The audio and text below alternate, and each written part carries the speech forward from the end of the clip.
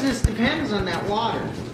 To sell milk, you have to pass water quality tests for the state of Wisconsin. To sell meat. To sell meat, you have to pass. Our whole entire, everything that we work for and do every day depends on that water. And see, that's the thing with the cattle too. A cow is a very sensitive thing. Whatever a cow eats, breathes, drinks, shows up in their mouth. So when they start this exploding this stuff and contamination gets here, it's going to show up in the milk.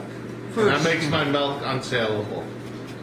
Because like a cow in the spring of the year, we got what we call leeks, wild onion that comes up. Oh yeah, and the milk tastes. Yes, and if a cow eats it, so we got to make sure we keep our cows out of it, because otherwise we can't sell our milk.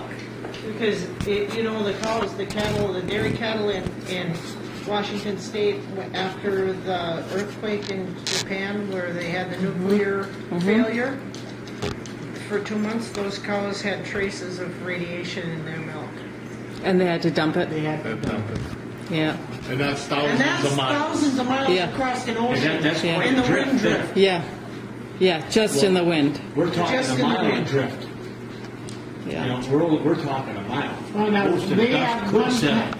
one time said there's going to be a 12-mile dead zone.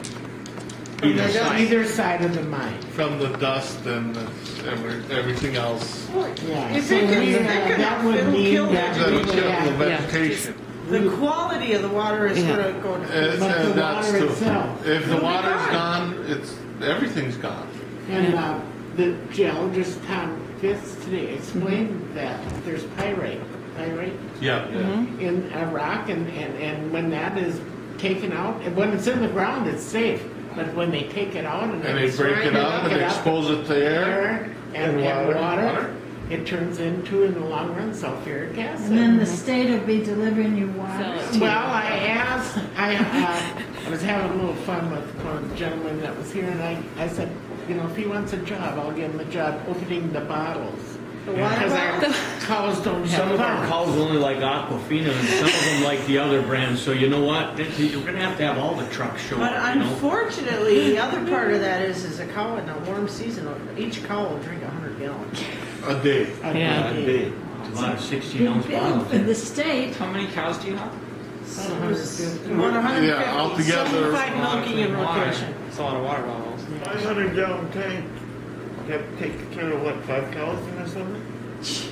That's what Senator Grothman recommended to you guys? Tank out in your yard. They'll put a tank in your yard. That's what GTAC's Solution was to to taking the water. And the businesses in Mellon also use a lot of water. A huge amount. And what's going to happen to them when their water's gone? Because that the city furnishes. There's 3 mills.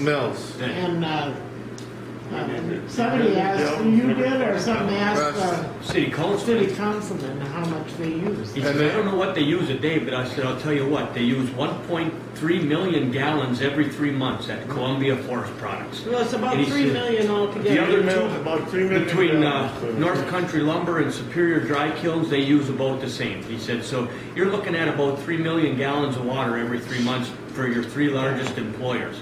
He said, but that's small potatoes, really, compared to what everybody else uses. Yeah, and GTAC, they'll take that out in a day. Oh, yes. Yeah. Now and then where do they put it? Has anyone asked them where they're going to put the water? The water? Water treatment plant. Yes. water. From Ironwood. And the water's going to go through the treatment plant and come back better than it went in. That was their... No. Better than what is in the rivers right now. And I want to guarantee you they don't have anything better than what's flowing in these rivers up here. That are coming out of the springs. Because Northern College had many classes. The watershed.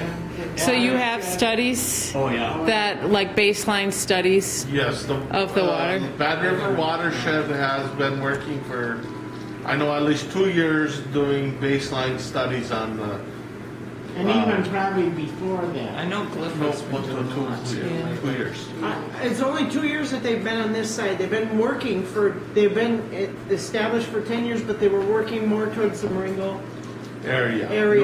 North of here. And then when they came over this way, like even in that Upper Guard Creek where they found Yeah. all those trout, it's just a little thing. Yeah. But it's ice cold in the brook trout. Yeah. The native brook trout. Native brook trout, self-supporting stream, and it's no wider than this table. At the widest spot. Yeah, and maybe knee deep. And DNR had come in to do a fish study, see what they could find. And I think they said they usually go 100 yards. And they went 150 feet, and they pulled out 21 brook trout in that short distance, in that small stream. And anywhere from, your minnow size to like a 9 or 10 inch trout. And then they also pulled out sculpins, and that's another real touchy fish. It has to have the right temperature and good clean water to survive. Yeah. But a lot of these streams, when you walk them in that, you'll see the little narrow spring-fed feeder that runs into the creek, all along the creek beds, Well, I don't know if you've talked to Ken Geckerman. He's the ex-manager of Copper Falls State Park. And he told us, he spoke to a group here, that if the mine comes, Copper Falls will be no more.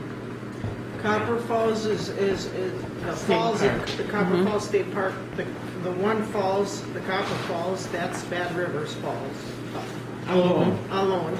And then Brownstone. Bad River and Right. Brownstone Falls, which is off the Tyler Forks, fall into the same gorge.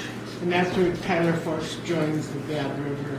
Oh, yeah, we went there. Yeah, last spring we were. That state You've park seen is it, on a, yeah. Yeah. my cousin found that Gorgeous. I think in 2006 it was made a national, Parks.